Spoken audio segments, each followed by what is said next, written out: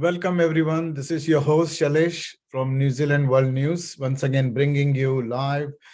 I want to take this moment, and as you know, this is only 2 days left for the election, and I'm just doing an analysis of the two major parties, Labour Party and National Party, who are what they are offering, immediate offerings or their priorities or their manifesto that they have announced so far for this election campaign. And once any government that comes in, what are they going to do for us, for all of us, for everyone that we are going to vote for our benefits. So this is something that I wanted to bring an analysis of two major political parties. I'm going to give you a little bit of analysis of both what they want to do, what are their priorities. Let's talk about their just priorities and see whether it resonates with your views or policies that can really benefit to you, what situation you are in.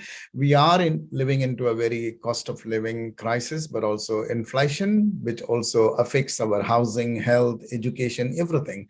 So they are covering these. Since they are two major political parties, thought of let's do an holistic approach of what all of these matters: health, education, housing, employment, inflation, banking, all sorts of interest that we are paying for the housing cost, affordable housing, all of the issues that we have been talking about, and that has been a talk of the town for this election 2023. Let me go back to the websites that they have announced their priorities, and let's analyze that. What does that mean from my point of view, as an analyst or as a media that I wanted to spread positive awareness. So let's do that now, and then you can make an informed choice of what way you want to vote, what you want to do, all of that. So let me just go into the policies. There you go. So this is the first Labour policies. Let's go to Labour Party. So this is what the Labour Party says are priorities. So Labour is running a positive, forward-looking campaign that's focused on fixing the cost of living, keeping people and communities safe, and investing in education, health, and housing. New Zealanders need a government that's on their side and in it for them. That's their slogan. That's what Labour and Chris Hipkins offer. So here is a broad overview of the priorities. So creating a strong economy, which is what we are all talking about, is the banking inflation and the cost of living crisis. So they want to fixing the cost of living. How they want to do is all there on their website, but their priorities are these. So people who wants to understand what are they going to offer in this election, this is what their main priorities are. Strong economy, fixing the cost of living, making housing more affordable. So they are talking about housing. They are talking about meeting the climate challenge, which we witnessed this time around with the floods and with the Gabriel storm and all of that. Then they also building your health system. As the health is the priority, they have been saying.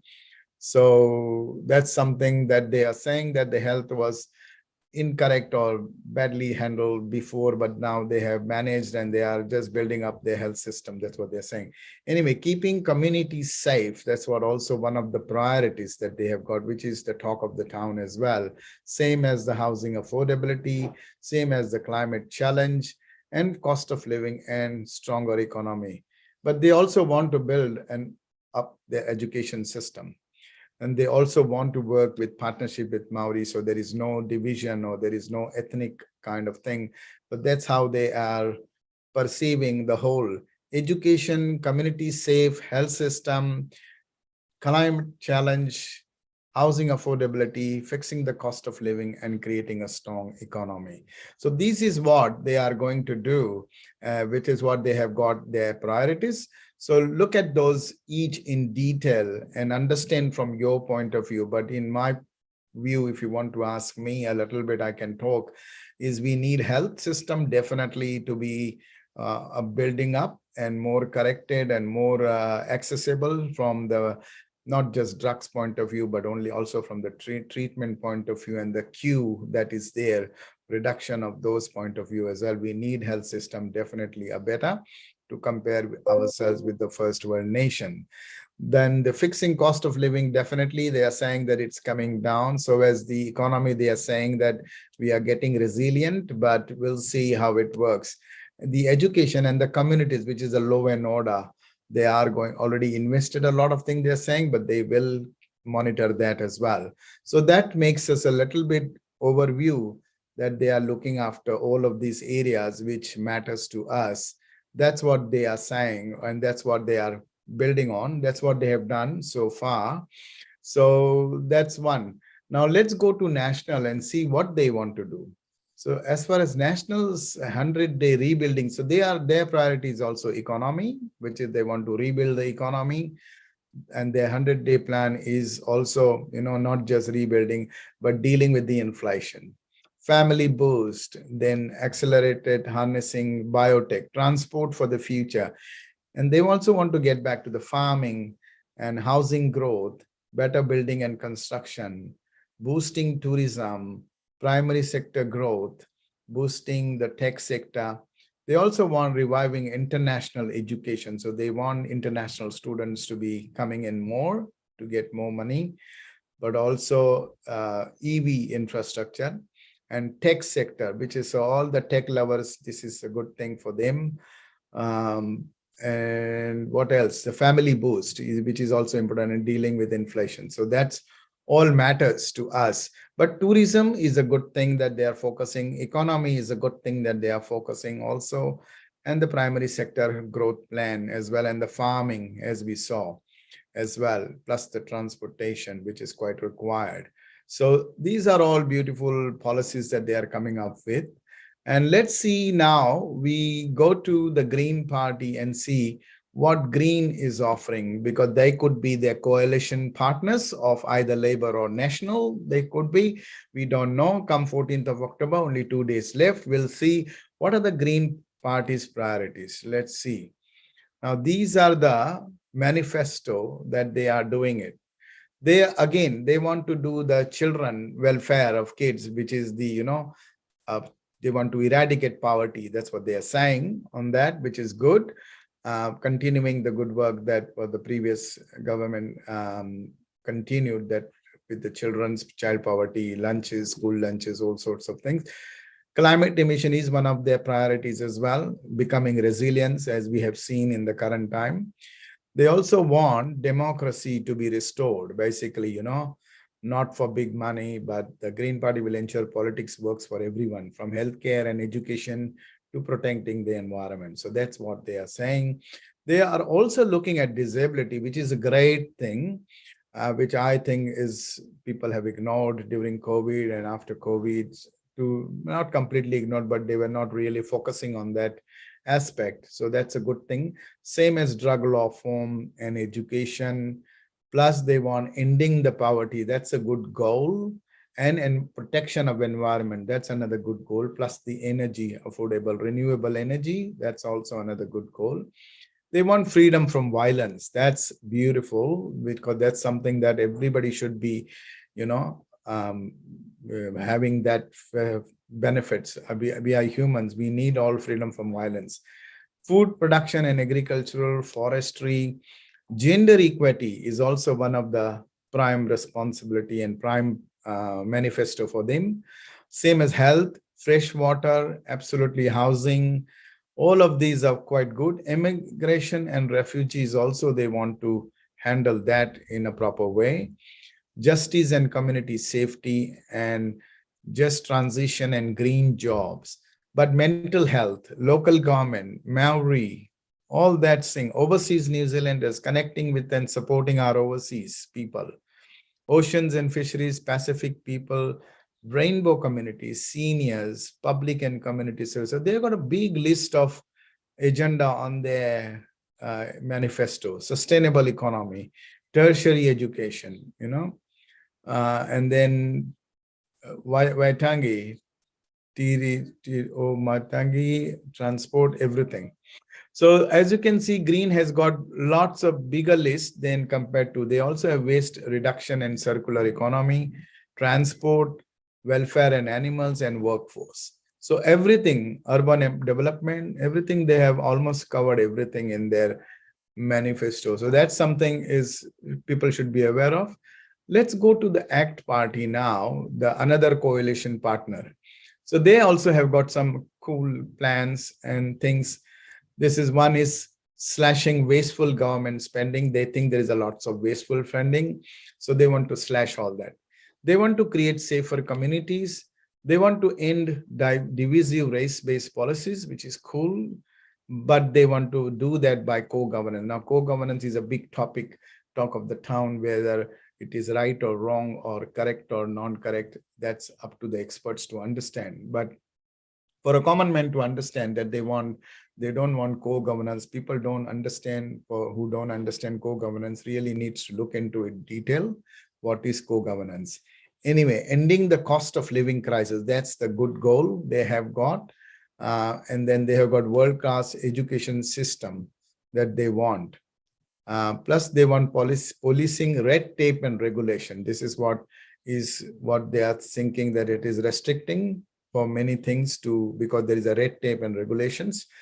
Now they also want to easing the tax burden on Kiwis, and they want supporting rural New Zealand, and then better health outcomes for all Kiwis. So these are cool, like easing the tax burden on Kiwis, but how they do, whether it is achievable or not, that we need to see, and you all need to understand who is going to give you the immediate benefits and effects to that. But better health outcomes, definitely we need easing tax burden, we need rural development, we need world-class education system also. So they are also cool, everything in that regard.